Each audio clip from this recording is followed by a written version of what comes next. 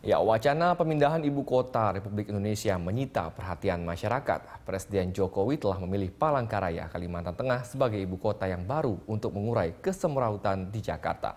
Pemindahan ibu kota rupanya bukanlah hal yang baru bagi beberapa negara di dunia. Bahkan dengan memindahkan ibu kota, negara tersebut sukses meratakan pembangunan dan perekonomian. Negara tetangga Malaysia memindahkan ibu kota dari Kuala Lumpur ke Putrajaya. Kuala Lumpur pernah merasakan hal yang sama dengan Jakarta. Sebagai ibu kota, Kuala Lumpur menjadi pusat pertumbuhan Malaysia. Akibatnya, Kuala Lumpur penuh sesak, sehingga menyebabkan kesemrawutan tata kota. Masalah kemacetan menjadi problem akut yang cukup menguras tenaga. Pada tahun 1999, pemerintah Malaysia berusaha mengurai kesemrawutan itu dengan memindahkan pusat pemerintahan dari Kuala Lumpur ke Putrajaya. Malaysia mengubah Putrajaya agar bisa layak menjadi pusat pemerintahan. Mulai infrastruktur jalan hingga pembangunan gedung-gedung baru dilakukan. Semua kantor pemerintahan dipindahkan. Hasilnya, pada 2013, Malaysia mengklaim pertumbuhan ekonomi berkembang signifikan. Sementara pemindahan ibu kota Myanmar dari Yangon ke Naypyidaw disebut-sebut sebagai peristiwa unik dalam sejarah.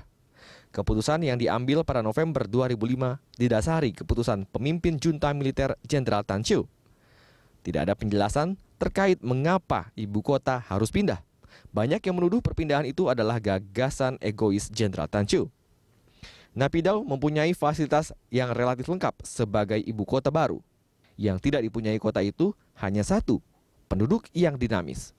Dengan luas 4.800 km persegi atau 4 kali ukuran New York, Naypyidaw relatif kosong. Sementara di benua Kangguru, perpindahan dari ibu kota Melbourne ke Canberra berangkat dari masalah yang sama seperti Indonesia. Kepadatan penduduk di Melbourne terjadi sangat cepat, sehingga pemerintah membuat sayembara internasional untuk menentukan ibu kota baru. Dengan persyaratan, ibu kota yang baru itu harus memiliki wilayah yang luas dan memiliki taman kota yang besar. Maka pada tahun 1927, ibu kota Australia berpindah ke Canberra. Namun tak serta-merta meninggalkan ibu kota yang lama.